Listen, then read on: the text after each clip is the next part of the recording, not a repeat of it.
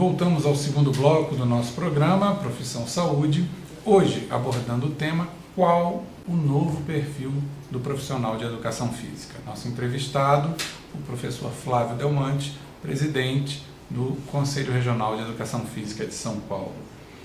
Professor, eu gostaria de lhe fazer uma pergunta em torno, aproveitando esse último tema que nós discutimos, né? A gente sabe que os conselhos defendem muito essa questão profissional, ou seja, área de atuação, área limítrofe, por uma questão também ética, porque o conselho discute muito essa parte ética, né? Mas a gente vê que existe uma sede muito grande nas instituições de saúde em promoção da prevenção. Ainda acho que está bem aquém do que nós poderíamos estar, que é o que o senhor colocou. Faltam campanhas, programas, embora exista, até não sendo injusto, né, com o Ministério da Saúde, existem programas, existem campanhas, mas a gente vê que a ação multidisciplinar é o grande gancho desses programas. Eu fico pensando, e tenho certeza que os nossos espectadores também, qual é a participação do profissional de educação física sentado à mesa numa discussão multidisciplinar dentro de uma instituição de saúde, por exemplo?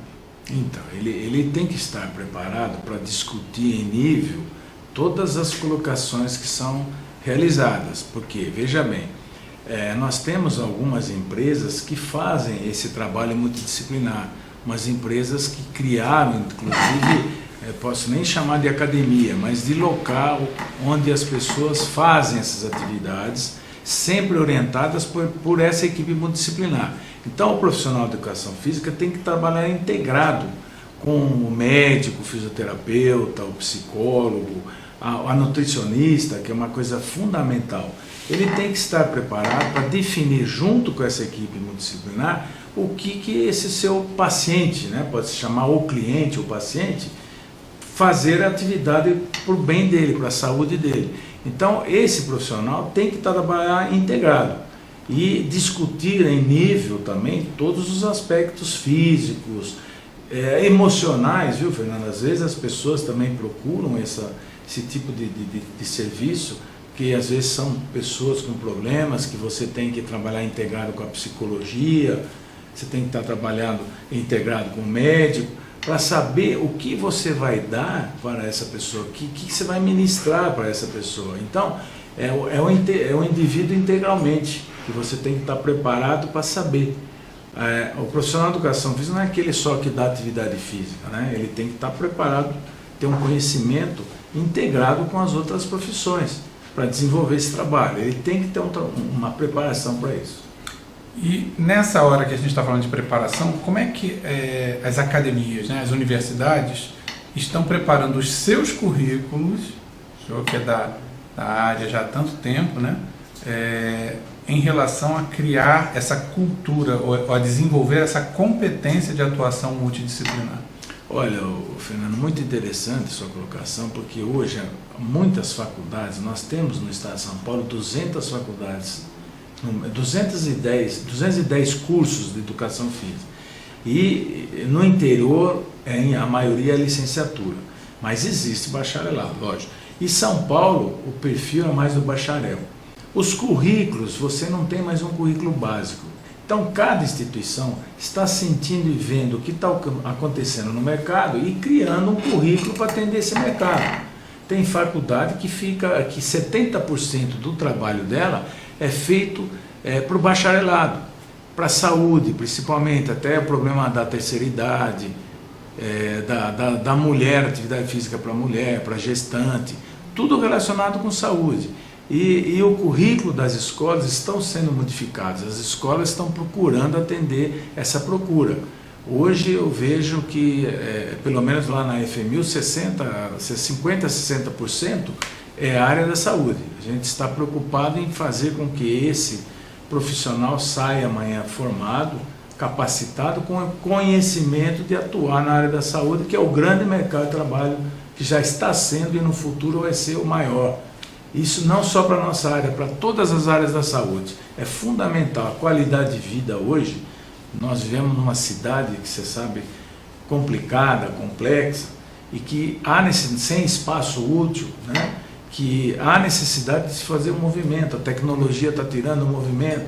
Então, como é que você vai ter saúde sem movimento? Você abre o jornal hoje, só tem pesquisa em nível internacional da importância da atividade física. E a preocupação com a qualidade de vida é a sua saúde. Isso é fundamental hoje. Eu vejo que é uma ação tão simples, né? Se a gente for parar para pensar, o cirurgião, né, nos Estados Unidos, ele é incentivado a aprender piano, porque continua a desenvolver a habilidade dele, né, nas mãos. Na educação básica, todos são incentivados a aprender música, a ter aulas de educação física, para que ele possa se desenvolver tanto no aspecto físico, quanto no aspecto mais amplo, cultural e assim por diante. Isso desde os primórdios, né? Então, se a gente pensar hoje em dia, esse movimento que aconteceu antes de tentar desenvolver o ser na íntegra, né? Dentro das profissões, eu acho que deveria também existir, né, um movimento de tornar esse profissional um profissional mais inteiro, mais holístico. E para isso ele tem que conversar, para isso ele tem que atuar, para isso ele tem que ter link. E nenhum lugar melhor do que a universidade, que tem vários cursos, né? Você pode ter programas, projetos de atuação de um curso dentro do outro, de coparticipação, de troca. Se isso não acontecer na universidade, não é dentro do ambiente de trabalho, das instituições de trabalho que isso vai acontecer. Então, nós reproduzimos dentro das nossas instituições de trabalho o nosso comportamento enquanto na nossa fase de formação. Isso é tão claro hoje em termos de desenvolvimento organizacional que a gente percebe que o sujeito que não foi desenvolvido na sua formação, ou o sujeito que não teve na sua educação básica toda uma implementação da parte do seu raciocínio, ele tem um gap que vai ser cobrado lá na frente. E aí ele se torna muito mais operacional. Então nós temos hoje, no nosso país, um grande gap em relação ao sujeito que possui um pensamento crítico. E assim ele consegue elaborar projetos, ele consegue elaborar saídas com criatividade, mas ele tem um gap de formação na educação básica. Eu acredito que se as universidades perceberem isso, começarem daquele ponto para frente a tentar promover uma relação de um diálogo maior entre as áreas, a gente vai ter profissionais também já dialogando lá na frente e melhorando essa relação. Você, antes de continuar, desculpa a interferência, mas eu acho que você está correto. Veja bem, nós temos, e todo mundo fala em dois problemas que nós temos no Brasil, que é saúde e educação. Só que, como você falou, essa saúde e educação ela não é preparada. Você recebe o aluno hoje do ensino fundamental médio sem condição. Ele não, infelizmente, a consequência disso é quando ele chega no ensino superior, ele não tem a mínima condição.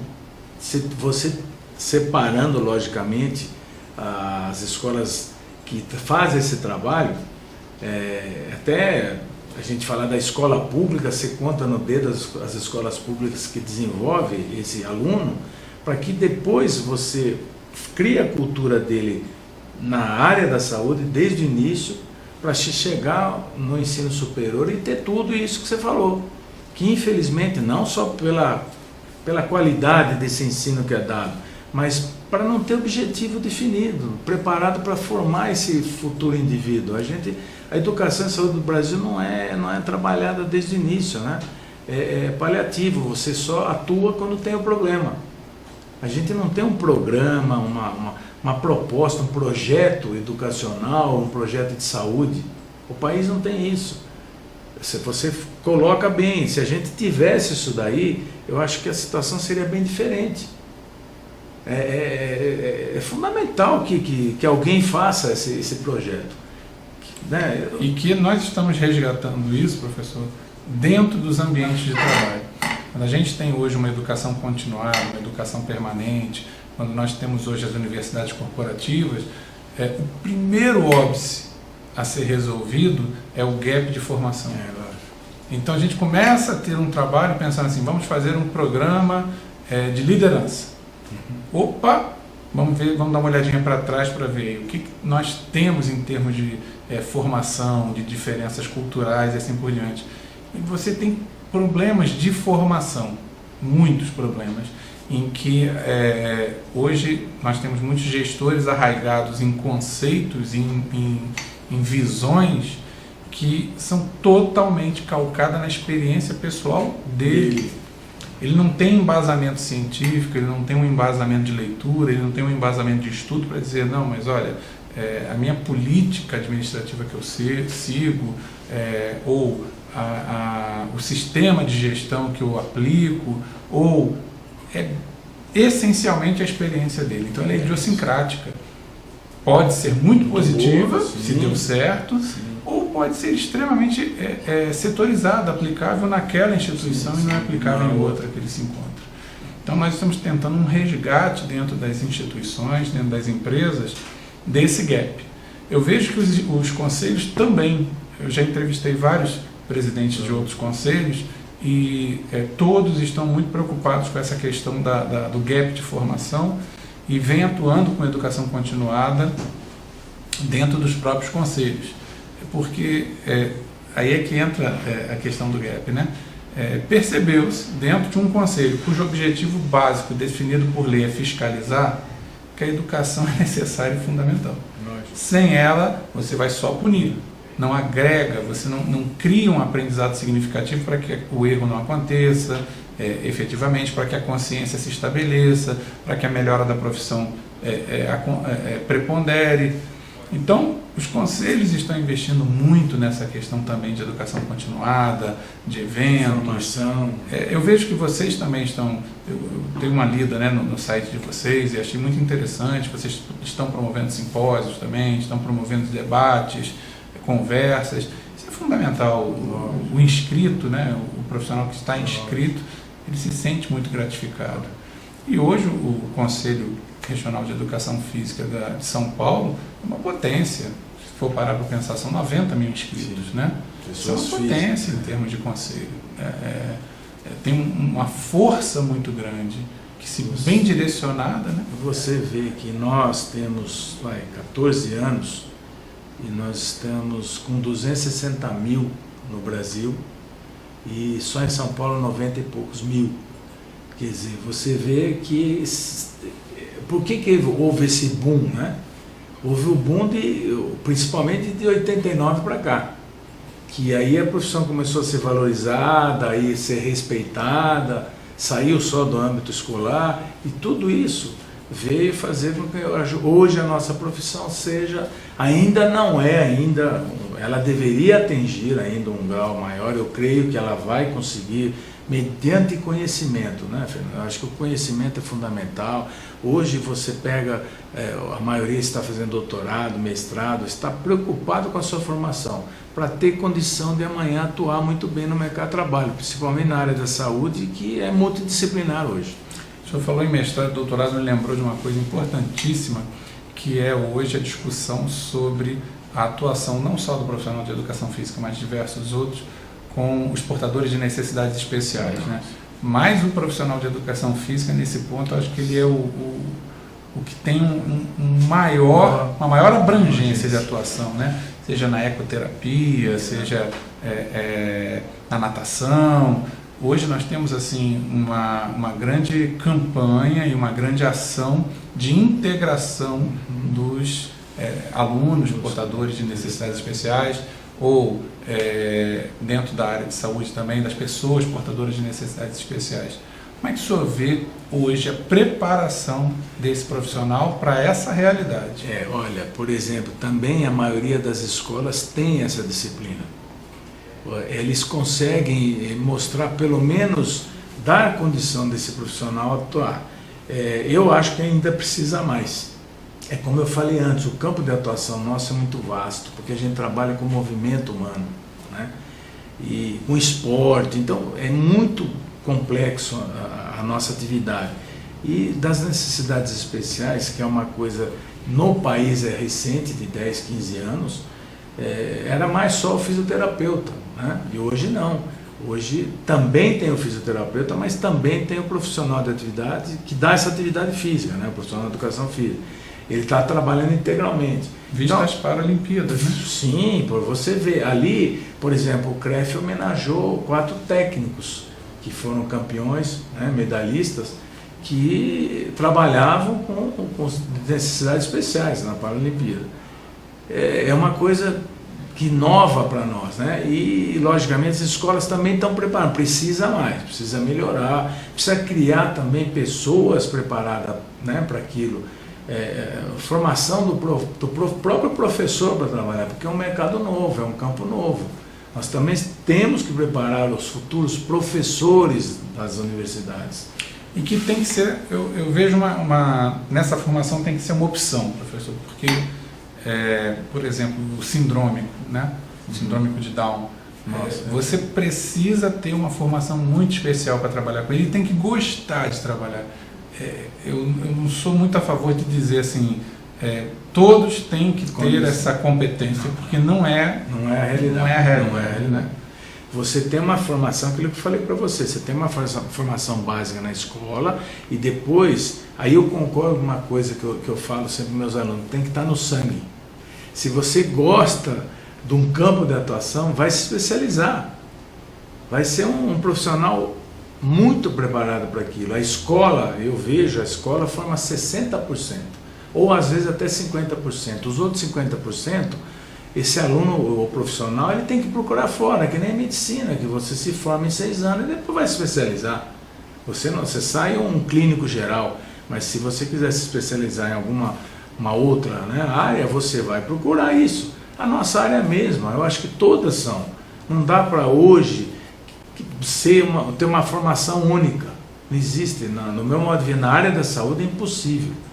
Quando que eu sou mais antigo que você, eu lembro que as pessoas que tinham essas necessidades especiais eram colocadas de lado. Era difícil, você sabe quantas pessoas nas famílias alejadas da sociedade. Hoje nós estamos integrados, tem uma Olimpíada.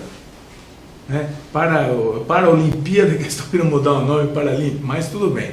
Mas tem uma Olimpíada. Olha só, e o Brasil evoluiu muito nesse campo, porque o Brasil está sempre em destaque. Tem um trabalho bom no Brasil. E não tinha isso há 30, 40 anos atrás, como você falou, era marginalizado. Mas aí, nós estamos perto de ter uma Olimpíada aqui no país, em 2016, nós estamos há 3 anos. O senhor acha que aquilo que o senhor falou no início, né, das academias de saúde, com esse incentivo que deve acontecer muito forte em relação a isso junto aos programas de governo, o senhor acha que existe alguma chance, na sua percepção, de que nós venhamos a integrar essas academias aos programas de saúde da família, pensando nessas pessoas, por exemplo, portadoras de necessidades especiais, além de outros, né? Olha, é muito interessante, eu acredito, desde que tenha a proposta, objetivo. Existem alguns estados que a Secretaria do Município do Estado está incentivando as pessoas a terem atividade numa academia e conseguir abonos por isso. É importante, parece que Minas Gerais já faz isso, Paraná está querendo fazer e eu já estou encaminhando uma proposta para São Paulo. Isso faz com que o proprietário da academia mude um pouco o seu conceito também de academia e vá para a área também da saúde, porque o conceito de academia é onde você faz uma atividade física para você ter um físico bonito, para você ter, né, uma coisa importante hoje, de você estar com bem-estar fisicamente, mas não é só isso. A academia tinha que ser saúde também. O proprietário que for para essa área, ele vai sair bem. Você imagina várias pessoas indo na academia e tendo incentivo para ir na academia. O custo-benefício que nós falamos, você faz prevenção, no futuro você vai ter uma melhor saúde, né? As empresas de saúde estão já fazendo isso. Então, todo mundo está vendo que a atividade física é fundamental. Sem ela, vai ocorrer vários problemas no país. O custo-benefício, eu vou fazer isso, vou fazer aquilo. Hoje, você pega, a maioria das pessoas faz atividade. Ela viu que precisa fazer. Né? Então, eu vejo um grande campo de trabalho, vejo que os proprietários de academia também devem incentivar essa área da saúde. Fazer com que as suas empresas também fiquem preocupadas em dar saúde. né? Não é só a estética, a beleza. Fazer programas para a saúde. E nem só investir em alta tecnologia, né? A humanização é muito fundamental, mais importante. Fundamental. Você tem toda a aparelhagem do Nossa. mundo, mas, no entanto, você não se vê ali dentro de um processo de saúde. Você conhece, a pessoa vai lá, fica sem ter uma orientação, sem ter alguém mostrando por que está fazendo tal tipo de exercício, fazendo isso. E isso, o proprietário que pensar nesse nível, de dar esse benefício para a saúde do seu cliente, ele vai se dar bem no mercado. É o diferencial dele. Eu espero também que ele pense que dentro desse princípio vale a pena a realização de parcerias, para que esse profissional da área de saúde ele tenha algum benefício nessa participação dentro dessa instituição, dentro dessa academia, porque ele é um propagador da ideia. E se acontecer nele a mudança, ele começa a trabalhar isso dentro da instituição de saúde, a falar muito mais conscientemente sobre prevenção, muito mais conscientemente sobre mudança de hábitos e assim por diante. Não adianta eu falar, você tem que parar de fumar, e eu fumo. Você tem que deixar o sedentarismo, eu sou sedentário. Você precisa se estressar menos, e eu me estresso o dia inteiro no meu trabalho. Não adianta. Essa promoção e essa integralidade é fundamental. Professor, infelizmente nosso tempo acabou. Eu gostaria de lhe passar a palavra para as suas últimas considerações, mas desde já lhe agradecer muito, né, o seu pronto atendimento aqui, a vinda, a nossa entrevista. Foi para nós um prazer muito grande. Obrigado, Fernando. Foi uma satisfação participar do teu programa. Eu mando uma mensagem para a população: faça atividade física, procure sempre um profissional registrado, se você tiver condição, para que ele ministre a atividade sempre muito bem orientada para você. E se você quiser saber, tomar informações sobre o profissional que está trabalhando contigo, por favor, o conselho está à disposição. Muito obrigado e boa noite. E nós agradecemos mais uma vez a presença do professor Flávio, presidente do Conselho Regional de Educação Física de São Paulo, não só pelo depoimento, não só pelas opiniões, mas principalmente pelas respostas esclarecedoras. E agradecemos também a você, amigo internauta, profissional da área de saúde que nos acompanha cada semana. Queremos lhe agradecer mais uma vez por sua participação, por sua integração, e dizer que dentro do nosso site, o www.portalprofissãosaude.com.br, nós vamos trabalhar mais ainda agora com informações sobre essa área tão importante que é a área de educação física. Muito obrigado a você, muito obrigado por mais esse dia, mais essa semana da sua companhia. Até a próxima semana, fique com Deus e tchau.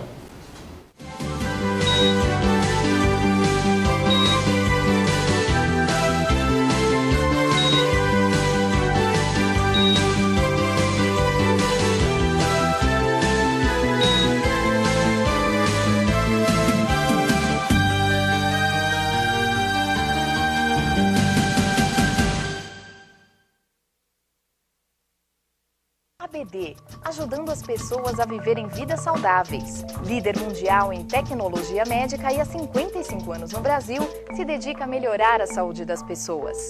Hoje em dia, além de nos preocuparmos com a segurança do paciente, temos que nos preocupar também com a nossa própria segurança. E para isso é muito bom contar com a ABD, que traz soluções para diversos procedimentos, com uma linha completa de produtos com dispositivo de segurança, além de todo o suporte da consultoria técnica. Você cuida do paciente, ABD